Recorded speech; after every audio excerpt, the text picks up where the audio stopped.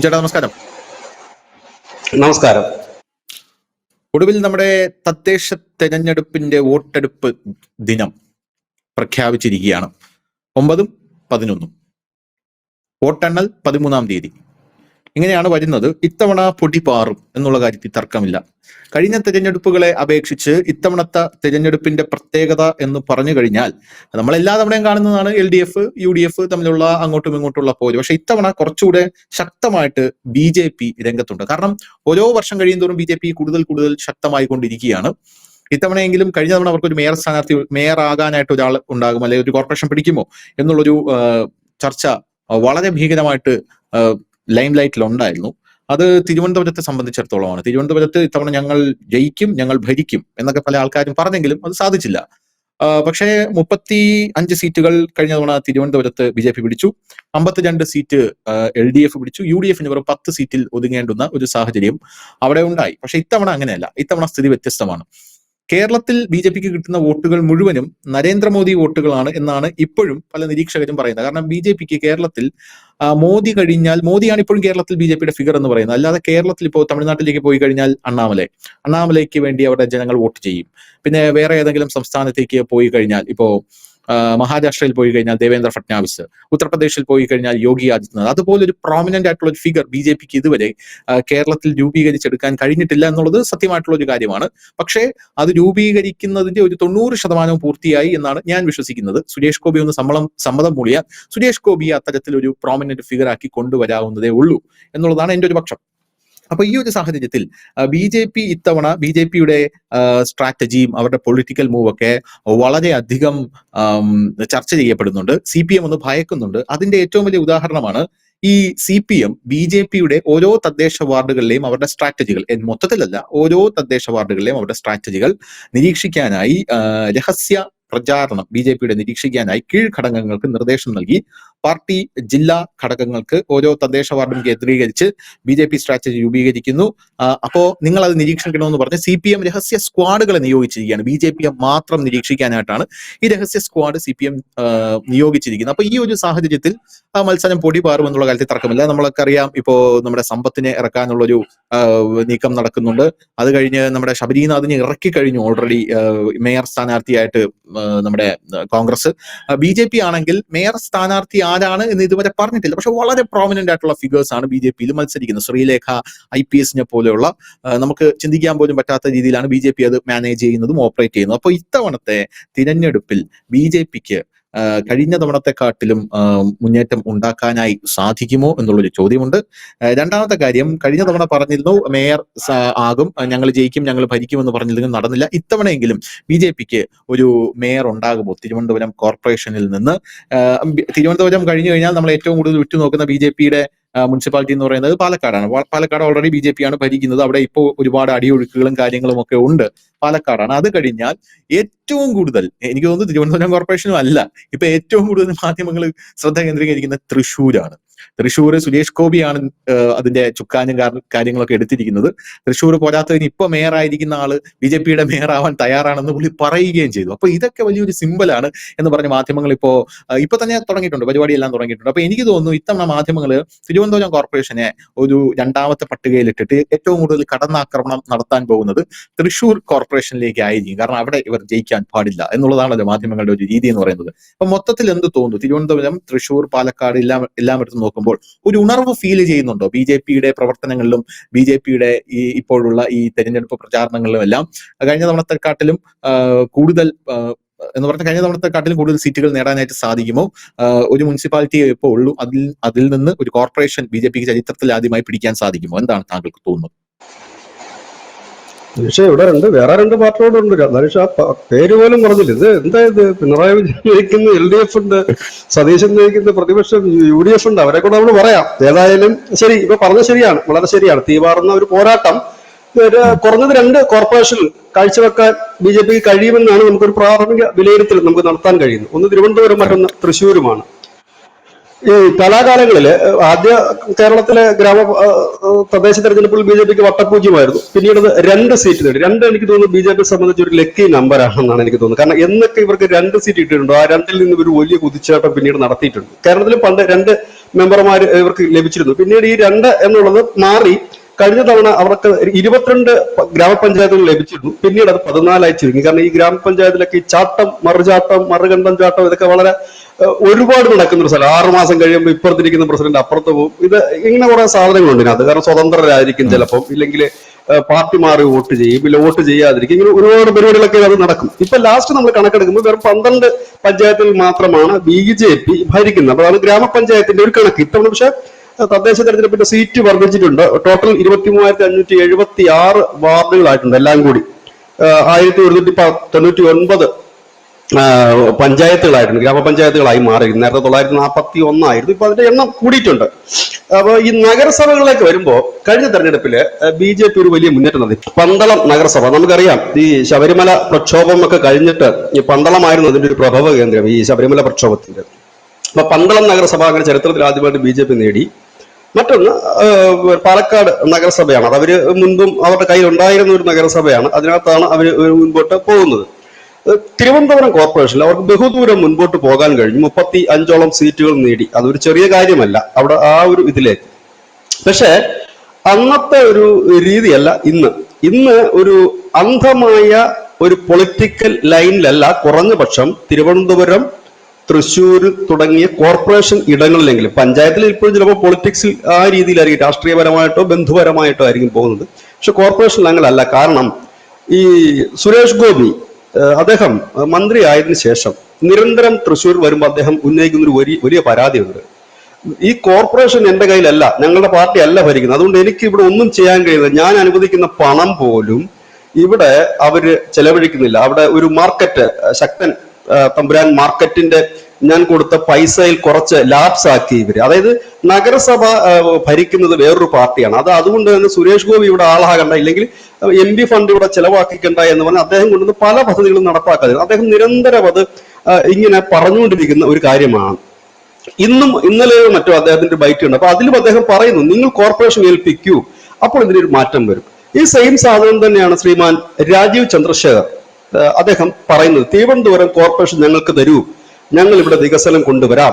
കാരണം ഇന്ന് അവർക്കത് സാധ്യമാകുമെന്ന് ജനങ്ങൾക്ക് ഒരു വിശ്വാസമുണ്ട്. അതിന് കാരണം ഈ തദ്ദേശ സ്ഥാപനങ്ങളിലേക്കുള്ള ഫണ്ടിങ്ങും പദ്ധതികളും അനവധി കേന്ദ്ര സർക്കാരിനുണ്ട്. കേന്ദ്ര സർക്കാർ വഴിയാണ് പല പദ്ധതികളും നടപ്പാക്കുന്നത്. അപ്പൊ അവരുടെ ഒരു കേന്ദ്രം ഭരിക്കുമ്പോൾ, മോദിയുടെ കീഴിലുള്ള ഒരു സർക്കാർ കേന്ദ്രം ഭരിക്കുമ്പോൾ അതിന് സമാനമായിട്ട് ഒരു പാർട്ടി ഈ കോർപ്പറേഷനും കൂടി ഭരിക്കാമെങ്കിൽ ഒരുപാട് കാര്യങ്ങൾ ചെയ്യാൻ കഴിയും. അതിന് BJPക്ക് പറ്റും, പ്രാപ്തരാണ് എന്ന് ജനത്തിനൊരു തോന്നൽ വലിയ ശക്തമായിട്ട് തന്നെ ഉണ്ട്. കാരണം നിലവിൽ കേരളത്തിൽ BJPക്ക് 2 മന്ത്രിമാരാ. ഒന്ന് സുരേഷ് ഗോപിയും മറ്റൊന്ന് ശ്രീമാൻ ജോർജ് കുര്യനുമാണ്. ഈ 2 പേരെ വെച്ചുകൊണ്ട് നന്നായി തന്നെ കോർപ്പറേഷനിലടക്കം ഗ്രാമപഞ്ചായത്തിലടക്കം ഒരു പദ്ധതികൾ കൊണ്ടുവരാൻ പറ്റും. കാരണം ഈ MP ഫണ്ടിൽ നിന്നായാലും മറ്റ് കേന്ദ്ര പദ്ധതികളായാലും അത് പഞ്ചായത്ത് തലത്തിലാണ് അതിന്റെ തീരുമാനമെടുക്കേണ്ടത്. നടപ്പാക്കണോ വേണ്ടയോ, എവിടെ നടപ്പാക്കണം എന്നൊക്കെ. വേണമെങ്കിൽ ഇത് ലാഗ് ചെയ്യിക്കാൻ കഴിയും, ഈ പൈസ ലാപ്സ് ആക്കാൻ കഴിയും, ഈ പരിപാടി നടത്താതിരിക്കാനും കഴിയും. ഇത് ജനങ്ങൾ തിരിച്ചറിഞ്ഞു തുടങ്ങിയിട്ടുണ്ട് കേരളത്തിൽ. അതായത് ഒരു വികസിത കാഴ്ചപ്പാടിലേക്ക് ജനം കുറെ മാറിയിട്ടുണ്ട്. അന്ധമായ രാഷ്ട്രീയത്തിൽ നിന്ന് വികസനത്തിന്റെ, ഇതാണ് BJPക്ക് നൽകുന്ന ഒരു എഡ്ജ് എന്ന് പറയേണ്ടി വരും.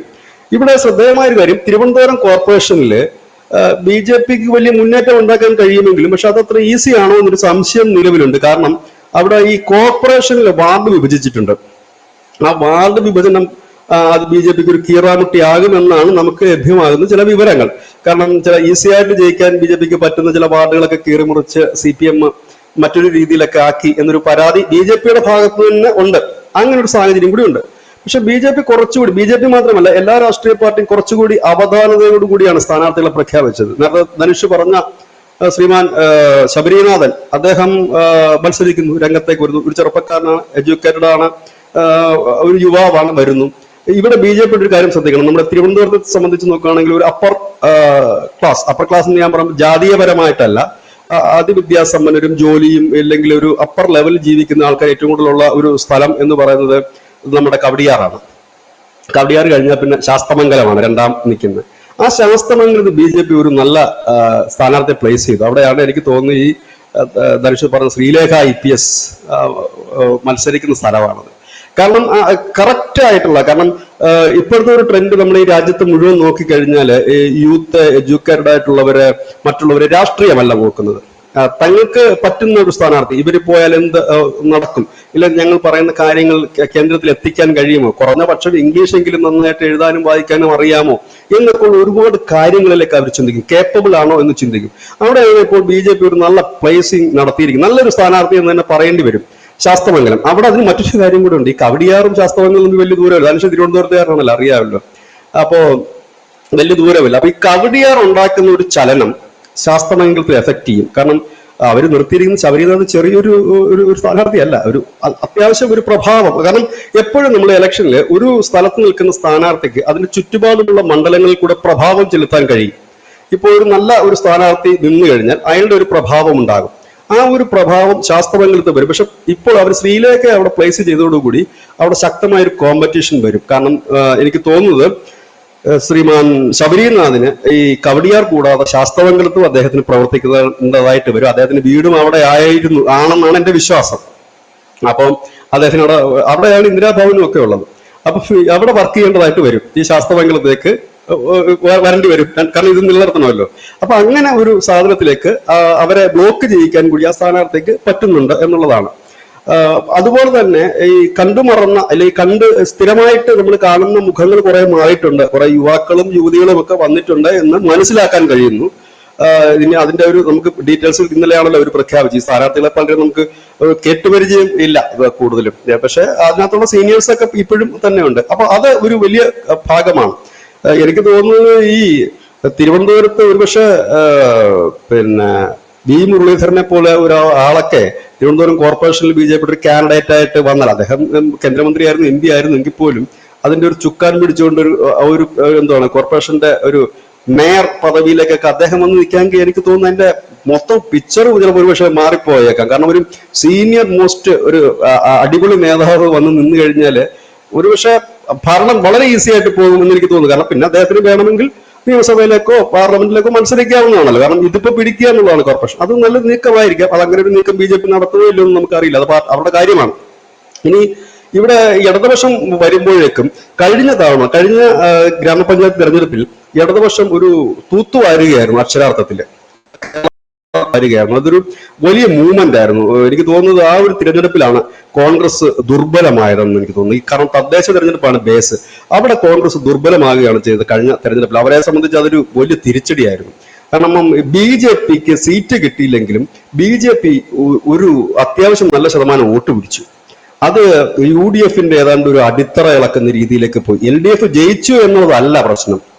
അവിടെ BJPയുടെ വോട്ടിംഗ് ഷെയർ കൂടി എന്നുള്ളതാണ് നിർണായകമായി. കാരണം രാഷ്ട്രീയക്കാർ എപ്പോഴും അതാണ് നോക്കുന്നത്. സീറ്റ് പിടിച്ചോ ഇല്ലയോ എന്നുള്ളതല്ല, അവിടത്തേക്ക് ആ UDFന്റെ അടിത്തറ തകർത്തുകൊണ്ട് മുൻപോട്ട് പോയി. അതിന് കാരണമായത് ശബരിമല പ്രക്ഷോഭത്തിൽ കോൺഗ്രസ് ഒന്നും ചെയ്തില്ല എന്ന് പൊതുവിൽ ഒരു ഹിന്ദുക്കളുടെ ഇടയിൽ ഒരു വികാരം വരികയും അത്തരം കോൺഗ്രസിനോടൊപ്പം നിൽക്കുന്ന ഹിന്ദു വോട്ടുകൾ BJPയിലേക്ക് പോവുകയുമാണ് ചെയ്തത്. പക്ഷെ LDF തുടർഭരണം വേണം എന്ന് കരുതി. കാരണം ഒരു ഹിന്ദു എന്നൊരു സാധനം കേരളത്തിൽ ഇപ്പോൾ BJP നേരിടുന്ന പ്രധാന പ്രശ്നം, BJPക്ക് നേരിടാനുള്ളത് മറ്റൊരു ഹിന്ദു പാർട്ടിയെ തന്നെ. CPM ഒരു ഹിന്ദു പാർട്ടിയാണ്. കേരളത്തിലെ ഏറ്റവും വലിയ ഹിന്ദു പാർട്ടി CPM. അവരെയാണ് BJPക്ക് നേരിടാനുള്ളത്. അതാണ് BJPയുടെ ഒരു വലിയ ക്രൈസിസ്. നേരെ മറിച്ച് അവർക്ക് മറ്റ് സംസ്ഥാനങ്ങളിൽ അതില്ല. അവർക്ക് വേണമെങ്കിൽ മറ്റ് സംസ്ഥാനങ്ങളിൽ അവർ കോൺഗ്രസിനെ വിളിക്കുന്നത് ഖാൻക്രസ് എന്നാണ്. ഖാൻകാരുടെ പാർട്ടിയാണ് ഖാൻക്രസ് എന്ന്. പക്ഷെ ഇവിടെ അവർക്കത് ചെയ്യാൻ കഴിയുന്നില്ല എന്നുള്ളതാണ് അതിന്റെ ഒരു പ്രശ്നം. എല്ലായിടത്തും ഇവരിങ്ങനെ തന്നെയാണ്. ബംഗാളിലേക്ക് പോകുമ്പോൾ CPM ബ്രാഹ്മണ പാർട്ടിയാണ്. കാരണം അതിന്റെ തലപ്പത്തേക്കുള്ളതെല്ലാം ബ്രാഹ്മണ പാർട്ടി എന്നാണ് അവർ അറിയപ്പെടുന്നത്. ഇന്നിപ്പോ ആ പാർട്ടി തന്നെ നമ്മുടെ ബംഗാളിലില്ല. അപ്പം ഇങ്ങനെയൊക്കെയാണ് കാര്യങ്ങൾ മുൻപോട്ട് പോകുന്നത്. ഇത് അതുകൊണ്ട് തന്നെ തിരുവനന്തപുരത്തും തൃശ്ശൂരും വലിയ മുന്നേറ്റം തന്നെ BJPക്ക് ഉണ്ടാക്കാൻ കഴിയുമെന്ന് തന്നെയാണ് മനസ്സിലാക്കുന്നത്. കാരണം അവിടുത്തെ ജനങ്ങളെ സംബന്ധിച്ച് ഇനി അവർക്ക് വേണ്ടത് പൊളിറ്റിക്സ് അല്ല, അവർക്ക് വേണ്ടത് ഒരു വികസന ഒരു കാഴ്ചപ്പാടും അജണ്ടയാണ്. ഈ ശ്രീ രാജീവ് ചന്ദ്രശേഖർ ഇടയ്ക്കിടയ്ക്ക് എപ്പോഴും ഈ വികസിത് കേരളം എന്ന് അദ്ദേഹം പറയുന്നത് കൃത്യമായി തന്നെ രാഷ്ട്രീയ അജണ്ടകളിൽ പോകാതെ കൃത്യമായി തന്നെ വികസനത്തിന് ഫോക്കസ് ചെയ്യുകയാണ്. അത് കോർപ്പറേഷൻ കേൾക്കും. കാരണം അവിടെ ഈ കോർപ്പറേഷൻ നമുക്കറിയാലോ, കോർപ്പറേഷൻ പരിധി താമസിക്കുന്നവർക്ക് അത്യാവശ്യം പൊളിറ്റിക്സ് അവരുടെ ഒരു ജീവവായു ഒന്നുമല്ല. അവരെ സംബന്ധിച്ച് ദൈനംദിനം ധനുഷും ഒരു കോർപ്പറേഷൻ പരിധി ജീവിക്കുന്ന ഒരാളാണ്, തിരുവനന്തപുരം കോർപ്പറേഷന്റെ. ധനുഷിന് അറിയാം ഏകദേശം. നമ്മുടെ ആവശ്യങ്ങൾ വേറെയാണ്, രാഷ്ട്രീയമല്ല.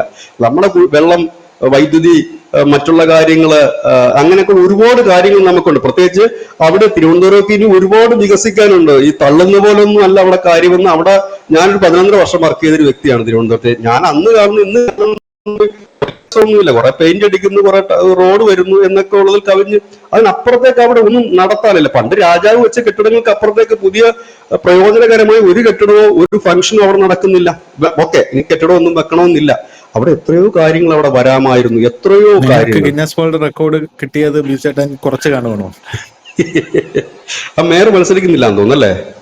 ഇപ്പൊ സീറ്റില്ലാന്ന് തോന്നുന്നു. അതെ. അപ്പം ഇങ്ങനത്തെ ഒരു കാര്യങ്ങളുണ്ട്, അത് ഒരുപാടുണ്ട് അവിടെ. എത്രയോ കേന്ദ്ര പദ്ധതികൾ വരേണ്ട ഒരു ഇടമാണ് തിരുവനന്തപുരം. തലസ്ഥാന നഗരിയല്ലേ. ഈ സുരേഷ് ഗോപി പറയുന്നില്ലേ സൈബർ ഇത് തൃശ്ശൂര് വരും, അത് തിരുവനന്തപുരത്ത് കൊണ്ടുപോയിക്കൂടെ? അവിടെ എന്താ, അവിടെ പറ്റില്ലേ? അവിടെ ഉണ്ട്, വരാൻ പറ്റും. ഒരുപാട് കാര്യങ്ങൾ അവിടെ വരാൻ പറ്റും, തലസ്ഥാന നഗരിയല്ലേ. പക്ഷെ എന്തോ ഭരിക്കുന്നവർക്ക്, അത് ഇപ്പൊ കേന്ദ്രം BJP ഭരിക്കുന്നുണ്ട്, അവരുടെ ഫണ്ടൊന്നും വേണ്ട എന്ന് പറയുമ്പോൾ പിന്നെ നമുക്കൊന്നും ചെയ്യാൻ കഴിയില്ല. പക്ഷെ ഇവിടെയാണ് ഞാൻ പറഞ്ഞത്, അത് ജനങ്ങൾക്ക് മനസ്സിലാകുകയും അന്ധമായ രാഷ്ട്രീയം മറന്നുകൊണ്ട് വികസനത്തിന് വേണ്ടിയിട്ട് അവർ വോട്ട് ചെയ്യും. അത് തൃശ്ശൂർ എഫക്ട് ചെയ്യും, പിന്നെ തിരുവനന്തപുരത്തും എഫക്ട് ചെയ്യും. കാരണം തൃശ്ശൂർ സുരേഷ് ഗോപി മുമ്പോട്ട് വെച്ചിരിക്കും. കാരണം സുരേഷ് ഗോപിയെ നമ്മൾ ട്രോളുകയും അദ്ദേഹത്തിന്റെ പിന്നെ വാർത്തകൾ കൊടുക്കുകയൊക്കെ ചെയ്യും. പക്ഷെ അദ്ദേഹത്തിന്റെ വാക്കുകൾ എടുത്തിട്ടാണ് നമ്മൾ വാർത്ത കൊടുക്കുന്നത്. അത് അദ്ദേഹം, നമുക്ക് നന്നായിട്ട് അറിയാം, അദ്ദേഹത്തിന് ഈ രാഷ്ട്രീയക്കാരെ പോലെ സംസാരിക്കാൻ അറിയത്തില്ല. കാരണം അദ്ദേഹം ഒരു എന്താണ് പറയുന്നത്, ഒരു സിസ്റ്റത്തിൽ നിന്ന് വർത്തമാനം പറയാൻ സംസാരിക്കുന്ന ഒരു വിഷയം. അദ്ദേഹത്തിന് അതിന് മുൻപരിചയമൊന്നുമില്ല. അത് മാത്രം വാർത്തയാക്കിയത് ജനത്തിനിടയിൽ ഏക്കില്ല. അത് വേറെ ഒരു ട്രോളിന്റെ സ്ഥാനം മാത്രമേ അതിനുള്ളൂ. അവരെ സംബന്ധിച്ച് പറഞ്ഞു കഴിഞ്ഞാൽ അദ്ദേഹം ഒരുപാട് അവർക്ക് വാഗ്ദാനം ചെയ്ത പല കാര്യങ്ങളും നടപ്പാക്കാൻ ഇറങ്ങി തിരിച്ചു എന്നുള്ളതാണ് ഫസ്റ്റ്. അദ്ദേഹം നടപ്പാക്കിയില്ലയോ എന്നുള്ളതല്ല, നടപ്പാക്കാതൊരു കാരണം എന്താണെന്നപ്പോൾ ജനം ചോദിക്കുമ്പോൾ അദ്ദേഹം പറയുന്ന കാര്യം, ഈ കോർപ്പറേഷൻ അത് അനുവദിക്കുന്നില്ല, നിങ്ങൾ കോർപ്പറേഷനോട് ചോദിച്ചു നോക്കൂ, നിങ്ങൾ കോർപ്പറേഷനെ കൊണ്ടൊരു ആപ്ലിക്കേഷൻ എനിക്ക് ഞാൻ അടുത്ത് തന്നെ ചെയ്തു തരാം എന്ന് പറയുമ്പോൾ കോർപ്പറേഷൻ ഭരണം BJPക്ക് ആണെങ്കിൽ നടത്താമായിരുന്നു എന്നല്ല എന്റെ അർത്ഥം. അപ്പൊ അദ്ദേഹം പറഞ്ഞതേ ഞാൻ ഇന്ന കാര്യങ്ങൾ ചെയ്തു എന്ന് അദ്ദേഹം ആ കുറിപ്പ് സഹിതം ജനത്തിനെ കാണിക്കുകയാണ്. ഇതാണ് ഞാൻ ഈ തൃശ്ശൂരിന് വേണ്ടി ചെയ്ത കാര്യം. പക്ഷെ ഇത് എന്ത് ചെയ്യാനാ, ഇവരിത് ചെയ്യുന്നില്ല, ഞാൻ എന്ത് ചെയ്യണം? കാരണം ഇത് ഫെഡറലിസമാണ്, സംസ്ഥാന സർക്കാർ അനുവദിക്കാതെ എനിക്ക് നേരിട്ടൊന്നും ചെയ്യാൻ കഴിയില്ല എന്ന് അദ്ദേഹം പറയുമ്പോൾ അത് ഏറ്റെടുക്കാൻ ഒരു വലിയ വിഭാഗം ജനങ്ങളുണ്ട് എന്നുള്ളതാണ്. സുരേഷ് ഗോപിയുടെ ഒറ്റ മസ്മരിക കഴിവിലായിരിക്കാം ഒരുപക്ഷെ തൃശ്ശൂർ BJP നടത്തുന്ന വലിയ മുന്നേറ്റം. തിരുവനന്തപുരത്ത് ഞാൻ ഈ പറഞ്ഞതുപോലെ ഒരു വലിയ മുന്നേറ്റം നടത്താനുള്ള സാധ്യതകൾ വളരെ കൂടുതലാണ്. പിന്നെ അവർക്കുണ്ടായിരുന്ന നഗരസഭകളുടെ കാര്യമാണ്. ആ നഗരസഭയിൽ ഒരുപക്ഷെ മധ്യ കേരളത്തിൽ ആലപ്പുഴയില് അവർ പ്രതീക്ഷ വെക്കുന്ന ചില നഗരസഭകളുണ്ട്. കായംകുളം ഒക്കെ അവർ പ്രതീക്ഷ വെക്കുന്ന ഒരു നഗരസഭയാണ്. അവിടെയാണ് നമ്മുടെ ശോഭാ സുരേന്ദ്രൻ മത്സരിക്കുമെന്നിങ്ങനെ പറഞ്ഞു കേൾക്കുന്ന സ്ഥലവും കായംകുളമാണ്. അവിടെ ശോഭാ സുരേന്ദ്രൻ നേതൃത്വത്തിലാണ് അവിടുത്തെ ഒരു നഗരസഭ പിടിക്കുക എന്നുള്ളതാണിത്. മറ്റൊന്ന് തിരുവല്ലയാണ്. ആ തിരുവല്ലയില് അനൂപ് ആന്റണിയാണ് അതിന്റെ ഒരു ചുക്കാൻ പിടിക്കുക, തിരുവല്ല നഗരസഭ. ഈ തിരുവല്ല നഗരസഭയും കായംകുളം നഗരസഭയുടെയും ഒക്കെ പ്രത്യേകത എന്ന് വെച്ചാൽ അവിടെ BJPക്ക് എന്താണ് കാലാനുസൃതമായിട്ടുള്ള മുന്നേറ്റമുണ്ട് സീറ്റുകളുടെ എണ്ണത്തിൽ. അതാണ് ഇവർക്ക് കിട്ടുന്ന ഒരു ബലം, ഒരു ഹൈപ്പിന് മുമ്പോട്ട് പോകാൻ കഴിയും എന്നുള്ളതിന്റെ ഒരു പ്രധാനപ്പെട്ട കാര്യങ്ങൾ.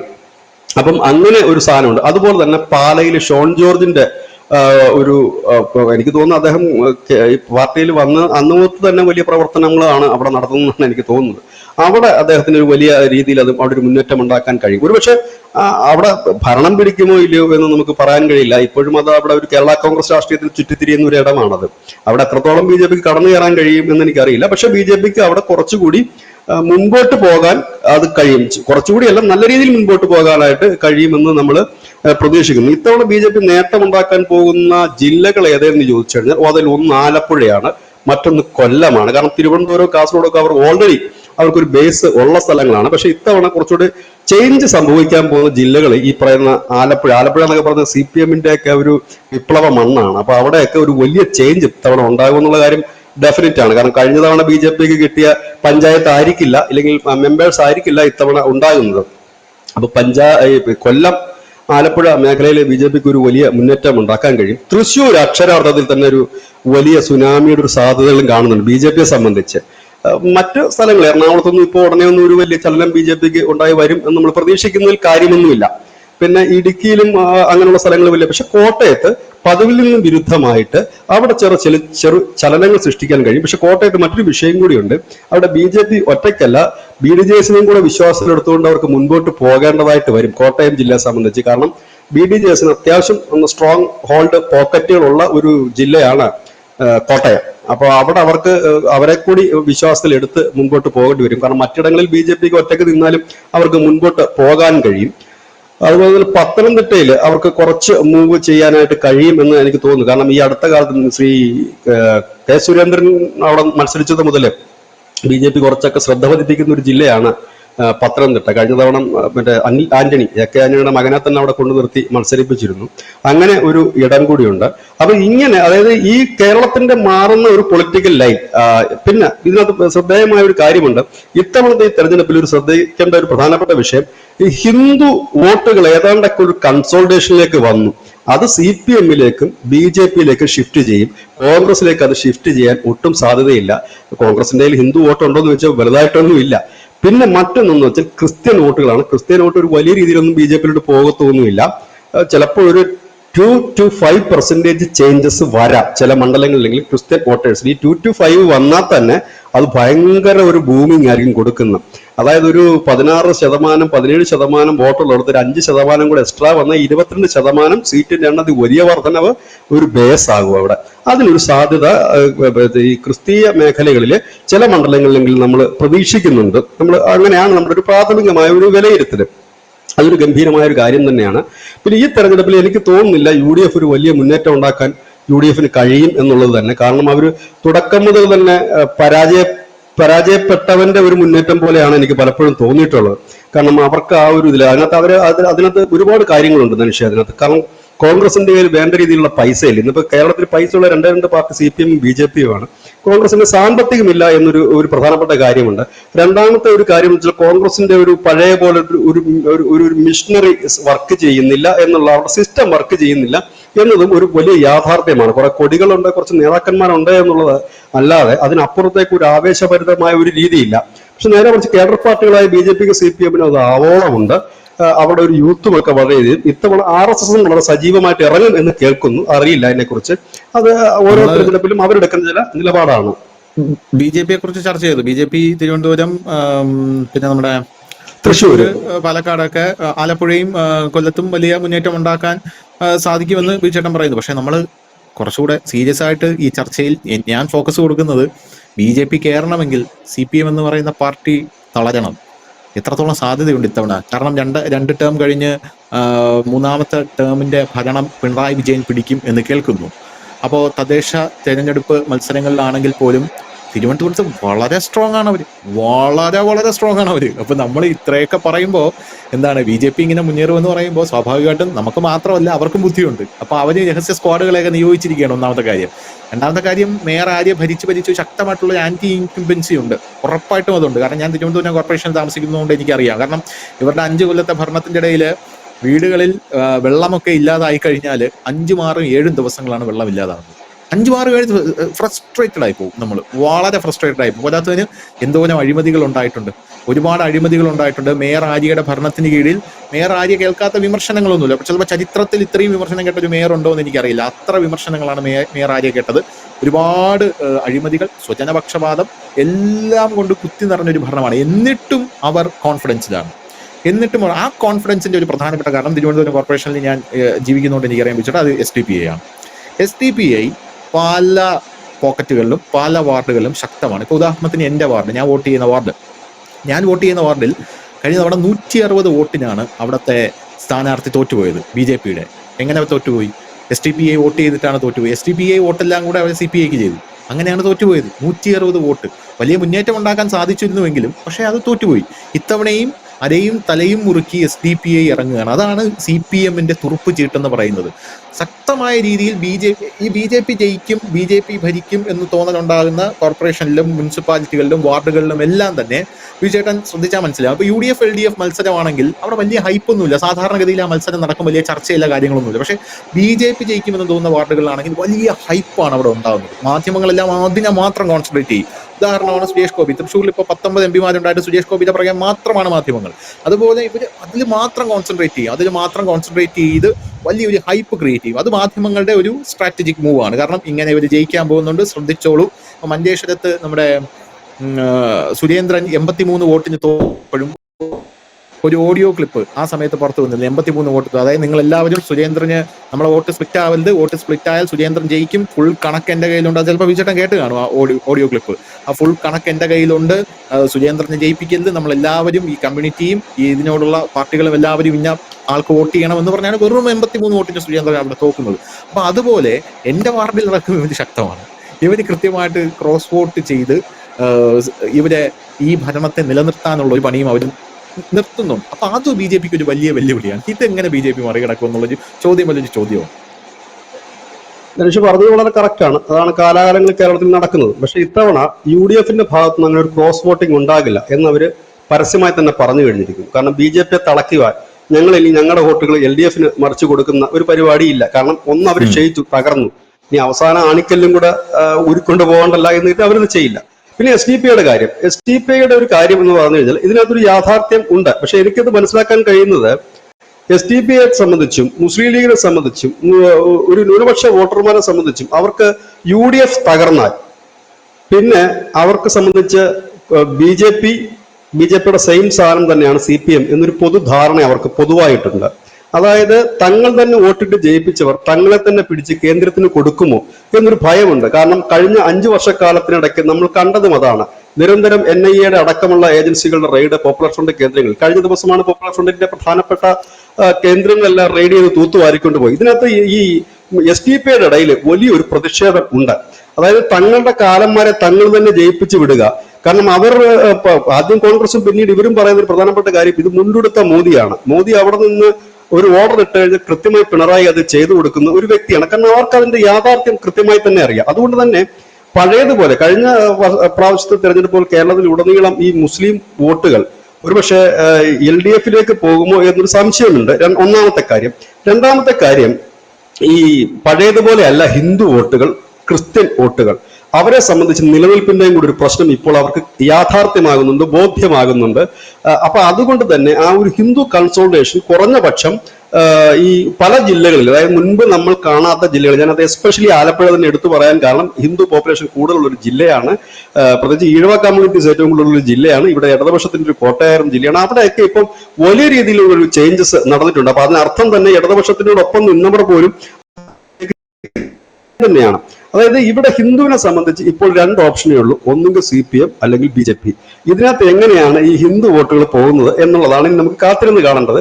ഇവിടെ മറ്റൊരു ചിന്താഗതിയും വന്നിട്ടുണ്ട്. കാരണം മുൻപ് എന്ന് പറഞ്ഞു കഴിഞ്ഞാൽ BJP ഭരണത്തിൽ വരില്ല എന്നൊരു ചിന്തയിലാണ് ജനം നിന്നിരുന്നെങ്കിൽ ഇപ്പോൾ ആ ധാരണ അവർക്ക് മാറിക്കഴിഞ്ഞിരിക്കുന്നു. കാരണം BJP ഇപ്പോൾ സ്റ്റേറ്റ് ഭരിച്ചില്ലെങ്കിലും കുഴപ്പമില്ല, കോർപ്പറേഷൻ ഭരിച്ചു കഴിഞ്ഞാൽ കേന്ദ്രത്തിന് നേരിട്ട് അതിനകത്തോട്ട് ഒരുപാട് കാര്യങ്ങൾ ചെയ്യാൻ കഴിയും എന്നൊരു ബോധ്യം ജനങ്ങൾക്ക് വന്നിട്ടുണ്ട്. അതൊരു മികച്ച കാര്യമാണ്. കാരണം ഇപ്പോൾ പഞ്ചായത്ത് തലങ്ങളിലുള്ള കാര്യങ്ങളുമായിട്ട് എല്ലാം ഈ സാധാരണപ്പെട്ട ഒരു കേന്ദ്രത്തെയാണ് ബന്ധപ്പെടുന്നത്. തൊഴിലുറപ്പുകാരായാലും അംഗൻവാടി ടീച്ചേഴ്സ് ആയാലും മറ്റ് വർക്കർമാരായാലും ഒക്കെ കേന്ദ്രവുമായി കണക്ട് ചെയ്യാത്ത ഒന്നുമില്ല. എനിക്ക് തോന്നുന്നു ഒരാഴ്ച 3-4 മെസ്സേജ് കേന്ദ്രത്തിൽ നിന്ന് ഇവർക്കെല്ലാം വരാറുണ്ട്, SMS, ഇന്ന പദ്ധതി, മറ്റേ പദ്ധതി, മറിച്ച്. അപ്പൊ കേന്ദ്രത്തിന് വലിയ റോൾ ഉണ്ട് എന്നുള്ള കാര്യം ഇപ്പൊ ജനത്തിന് ബോധ്യമാണ്. പണ്ട് ജനത്തിന് ബോധ്യമല്ല. ഇന്നിപ്പോ വന്ന് സഖാക്കൾക്ക് സ്വന്തമായിട്ടൊരു പാർട്ടി ഓഫീസിൽ വെച്ചാലും ചോദിക്കും, ഇത് BJP കേന്ദ്ര ഫണ്ടാണോ, കേന്ദ്ര സർക്കാരിന്റെ പദ്ധതി പ്രകാരമാണോ നിങ്ങൾ ഇത് വെച്ചെന്ന് ചോദിക്കുന്ന അവസ്ഥയിലേക്ക് കാര്യം മാറി. കാരണം ഇപ്പൊ ഇവർക്കൊന്നും ചെയ്യാൻ പറ്റത്തില്ല. ഈ സംസ്ഥാന സർക്കാർ തന്നെ എന്തെങ്കിലും ഒരു പദ്ധതി പ്രഖ്യാപിച്ച പറയും, പേരടിച്ചു മാറ്റിയല്ലേ ഇത്, അവരുടെ പദ്ധതിയല്ലേ ഇത് എന്ന് ചോദിക്കുന്ന നിലയിലേക്ക് ജനം മാറി. കാരണം ജനത്തിന് ഇപ്പൊ മനസ്സിലായി എന്താണ് കേന്ദ്രമെന്നും എന്താണ് സംസ്ഥാനമെന്നും സംസ്ഥാനത്തിന്റെ റോൾ എന്താണെന്നും കൃത്യമായിട്ട് മനസ്സിലായി. പിന്നെ മുസ്ലിങ്ങളെ സംബന്ധിച്ച് മുസ്ലിം ഇല്ലെങ്കിൽ SDPI ഒക്കെ സംബന്ധിച്ച് അവരുടെ ഒരു പ്രശ്നം, ഞങ്ങൾ എതിർത്തത് കൊണ്ടോ ഞങ്ങൾ ഇവിടെ ഇവരുടെ സീറ്റ് കുറച്ചതുകൊണ്ടോ അവർക്ക് കേന്ദ്രത്തിൽ അധികാരത്തിൽ വരാതിരിക്കാൻ കഴിയില്ല. അവർ അധികാരത്തിൽ വന്നുകൊണ്ടേയിരിക്കും. തങ്ങൾ എത്രത്തോളം ശ്രമിക്കുന്നു അത്രത്തോളം അവർ വിജയിക്കുകയാണ് ചെയ്യുന്നത്. അത് ഈ ബോധം ഏറ്റവും കൂടുതൽ ഉള്ളത് SDPI-ക്കാർക്കല്ല, ക്രിസ്ത്യൻസിനാണുള്ളത്. തങ്ങൾ ഇനിയും ഈ പറയുന്ന കേന്ദ്രം ഭരിക്കുന്ന പാർട്ടിയിൽ നിന്ന് മാറി നിന്നാൽ, ഇല്ല അകന്ന് നിന്നു കഴിഞ്ഞാൽ അതിന്റെ നഷ്ടം തങ്ങൾക്കായിരിക്കും എന്നൊരു ഉത്തമ ബോധ്യം സാധാരണപ്പെട്ട ക്രിസ്ത്യൻസിന്റെ ഇടയിൽ വളരെ ശക്തമാണ്. മുൻപ് ഈ ഒരു ഓളം നമുക്ക് കഴിഞ്ഞ തെരഞ്ഞെടുപ്പിൽ കാണാൻ കഴിയുമായിരുന്നില്ല. കഴിഞ്ഞ തെരഞ്ഞെടുപ്പ് വരെ ഈ ക്രിസ്ത്യൻ വോട്ട് എന്ന് പറഞ്ഞാൽ ഒന്നുകിൽ LDF അല്ലെങ്കിൽ UDF എന്ന് മാത്രമായിരുന്നു. വളരെ വിരലെണ്ണാവുന്ന ചില ക്രിസ്ത്യാനികളെന്നാണ് BJP വോട്ട് ചെയ്താലേ. പക്ഷെ ഇത്തവണ അങ്ങനെയല്ല. കാരണം അവർക്ക് മനസ്സിലായി ഇവരോടൊപ്പം നിന്നില്ലെങ്കിൽ ഇനി മുൻപോട്ട് പോകാൻ കഴിയില്ല. കാരണം എല്ലാ കാലവും ലോകത്തെമ്പാടുമുള്ള ക്രിസ്ത്യൻസ് ഏതാണോ ഭരണത്തിനൊപ്പം നിന്ന് തന്നെയാണ് അവർ മുൻപോട്ട് എല്ലാ കാലത്തും പോയിട്ടുള്ളത്. അതിന് അവർ തന്നെ പറയുന്നത് ആ രാജ്യത്തിന്റെ ഭരണാധികാരിയും ഭരണഘടനയും ബഹുമാനിച്ചും സ്നേഹിച്ചുമാണ് ഞങ്ങൾ എല്ലായിടത്തും മുൻപോട്ട് പോകുന്നത്. അത് ഇന്ത്യയിലാണെങ്കിൽ ഇന്ത്യയിൽ, പാകിസ്ഥാനിലാണെങ്കിൽ പാകിസ്ഥാൻ, പല രീതിയിൽ പലയിടത്തുമാണെങ്കിൽ. അപ്പൊ അങ്ങനെ വരുമ്പോൾ അവർക്ക് അതിന്റെ യാഥാർത്ഥ്യം മനസ്സിലായി. കാരണം അവരെ പിണക്കിക്കൊണ്ട് മുൻപോട്ട് പോകാൻ കഴിയില്ല എന്നുള്ളതാണ്. ഇനി മറ്റൊന്ന് എന്ന് പറഞ്ഞാൽ NSS SNDPക്കും സംബന്ധിച്ച് ഇപ്പൊ BJP എതിർക്കുന്നുണ്ട്. ഇപ്പൊ കേന്ദ്രത്തിന്റെ സഹായമൊന്നും വലുതായിട്ട് വേണ്ട എന്ന് കാര്യം എന്ന് വെച്ചാല് വലിയ കോളേജൊന്നും ഇവർ നടത്തുന്നില്ല. ഏറ്റവും കൂടുതൽ കോളേജും ഈ UGCയുടെ ഫണ്ടും മറ്റുമൊക്കെ മേടിക്കുന്ന ക്രിസ്തീയ സഭകളുടെ തന്നെ സ്ഥാപനങ്ങളാണ്. കോളേജ് മാത്രമല്ല, ഒരുപാട് കേന്ദ്ര സർക്കാർ പദ്ധതിയിൽ പ്രവർത്തിക്കുന്ന സ്ഥാപനങ്ങളുള്ളത് ക്രിസ്തീയ. എത്ര അക്സെപ്റ്റ് സെന്റർ ഉണ്ട് ഹിന്ദുവിന് ഇവിടെ? ഈ മധ്യ രോഗ ചികിത്സാ കേന്ദ്രം എത്ര എണ്ണമുണ്ട്? ഇതിന്റെ 95% ക്രിസ്ത്യൻസിന്റെ കയ്യിലല്ലേ ഇരിക്കുന്നത്? കേന്ദ്ര സർക്കാരിന്റെ ഫണ്ടും പദ്ധതിയല്ലേ അത്? ഇതൊന്നും ഇല്ല. അപ്പൊ ഒന്നുമില്ലാത്തവന് എന്തും ചെയ്യാൻ പറ്റും, എന്തും പറയാൻ പറ്റും. സുകുമാരനാർക്ക് വേണം പറയാം, മോദി ആരാ അത് എന്ന് ചോദിക്കാം. കാരണം അവിടെ നിന്നൊന്നും കിട്ടാനില്ല. അദ്ദേഹത്തിന് ആകെ കിട്ടാനുള്ളത് പിണറായി വിജയനും, ഇല്ലെങ്കിൽ നാളെ കോൺഗ്രസ് വന്നാൽ. ഇപ്പം നിലവിൽ BJP സർക്കാർ അധികാരത്തിൽ വരത്തില്ലെന്നുള്ളത് എല്ലാവർക്കും അറിയാലോ സംസ്ഥാനത്തിൽ. അപ്പൊ സ്വാഭാവികമായിട്ട് അവരുടെ പിന്താങ്ങേണ്ട കാര്യം അത്രേ ഉള്ളൂ. വെള്ളാപ്പള്ളിയെ സംബന്ധിച്ച് എന്താണ്, അവർക്ക് UGC ഫണ്ടൊന്നും വരുന്ന കോളേജൊന്നും അധികമൊന്നുമില്ല. വളരെ കുറച്ച് കോളേജേ ഉള്ളൂ. അതെങ്ങനെയെങ്കിലുമൊക്കെ കിട്ടുമെന്ന് അവർക്കും അറിയാം. പിന്നെ ഈ കേന്ദ്ര പദ്ധതികൾ എന്താണ് അവർക്കുള്ളത്? ഒന്നുമില്ല. അപ്പം ഇങ്ങനെയൊക്കെ ഉള്ളത് കൊണ്ടാണ് അവർക്ക് പിന്നെ എന്തും പറയാം. അതുപോലെയല്ല മറ്റവർക്ക്. ഇനി രണ്ടാമത്തെ ഒരു കാര്യം എന്ന് പറഞ്ഞു കഴിഞ്ഞാൽ, കഴിഞ്ഞ തവണത്തെ തെരഞ്ഞെടുപ്പിൽ നിന്ന് വ്യത്യസ്തമായിട്ട് ഈ തെരഞ്ഞെടുപ്പിൽ എന്ത് വരുന്നു എന്ന് ചോദിച്ചാൽ, എന്റെ ഒരു പ്രാഥമികമായ ഒരു കണക്കുകൂട്ടൽ എന്ന് വെച്ചാൽ, പഴയതുപോലെ ഇപ്പോൾ ഈ ധനുഷ് നേരത്തെ സൂചിപ്പിച്ചിട്ടുണ്ടെങ്കിൽ ഈ SDPI അവർ ബൾക്കായിട്ട്, ഇല്ലെങ്കിൽ അവരുടെ ഒരു എല്ലാവരും കൂടെ ചേർന്ന് BJPക്കെതിരെ വോട്ട് ചെയ്യും എന്ന് പറയുമ്പോൾ ഇപ്പുറത്തും അതുപോലെ ഒരു വികാരം ചെറുതായിട്ടെങ്കിലും കാണുന്നുണ്ട്. അതായത് കഴിഞ്ഞ പ്രാവശ്യം കിട്ടേണ്ടിയിരുന്ന, അല്ലെങ്കിൽ കിട്ടുമായിരുന്ന കുറച്ച് വോട്ട് കൂടി, അതായത് 10-50 വോട്ട് കൂടി ഈ ഒരു വികാരത്തിന്റെ പുറത്ത് ഇപ്പുറത്തേക്ക് വരാനുള്ള സാധ്യതകളുണ്ട്. ഒന്ന്. രണ്ടാമത്തത്, അപ്രതീക്ഷിതമായി BJPയിലേക്ക് വരാൻ പോകുന്ന ഒരു വോട്ട്, ഞാൻ അതാ നേരത്തെ പറഞ്ഞ ഒരു 2% തൊട്ട് ചിലയിടങ്ങളിൽ 5% വരെ ക്രിസ്തീയ വോട്ടുകൾ മാറാൻ സാധ്യതയുണ്ട്. ഇത് തിരുവനന്തപുരം കോർപ്പറേഷനിലും ക്രിസ്തീയ വോട്ടുകൾ അത്യാവശ്യം ഉള്ള ഇടങ്ങളുണ്ട്. കാരണം ഇത്തവണ BJP കുറച്ചുകൂടി എനിക്ക് തോന്നുന്നു വിഴിഞ്ഞം, പൂന്തറ ആ ഭാഗങ്ങളിലൊക്കെ അവർ നല്ല സ്ഥാനാർത്ഥികളെ തന്നെ അവർ കണ്ടെത്തിയിട്ടുണ്ട് എന്നുള്ളത് തന്നെയാണ്. അവർക്ക് ആ മേഖലയിലോട്ട് അവർ ജയിക്കുമോ ഇല്ലയോ എന്നുള്ളതല്ല, അവിടങ്ങളിലേക്ക് അവർക്ക് കടന്നു ചെല്ലാൻ കഴിഞ്ഞു എന്നുള്ളത് തന്നെ ഒരു പാർട്ടിയെ സംബന്ധിച്ച് വലിയ ഒരു മെച്ചമാണ്. അതുപോലെ തന്നെ തൃശ്ശൂർ, നമുക്ക് മനസ്സിലാക്കാൻ കഴിയുന്ന തൃശ്ശൂർ കോർപ്പറേഷനിൽ BJPക്ക് ഒന്നും കടന്നു ചെല്ലാൻ കഴിയാതിരുന്ന ചില വാർഡുകളിലും സ്ഥലങ്ങളിലും മറ്റും BJPക്ക് വലിയ അക്സെപ്റ്റൻസ് ഇപ്പൊ കിട്ടുന്നുണ്ട്. അതായത് സുരേഷ് ഗോപിയുടെ ഒരു ഇമേജിൽ കിട്ടുന്ന ഒരു സാധനമാണ്. ഏതായാലും ഈ തദ്ദേശ തെരഞ്ഞെടുപ്പ് എന്ന് പറയുന്നത് കേരളത്തിന്റെ ഒരു ചൂണ്ടുപലകയാണ്. പഴയതുപോലെയല്ല. LDF അല്ലെങ്കിൽ UDF എന്നൊരു സാധനം ചിലയിടങ്ങളിലെങ്കിലും, എല്ലായിടമെന്ന് ഞാൻ പറയുന്നില്ല, ചിലയിടങ്ങളിലെങ്കിലും വ്യത്യാസപ്പെടുന്ന കാഴ്ച കാണാം. ഏതായാലും 13-ന് റിസൾട്ട് വരുമ്പോൾ കേരളം എങ്ങോട്ട് എന്നുള്ളതിന്റെ ഒരു ക്ലിയർ പിക്ചർ നമുക്ക് ലഭ്യമാകും.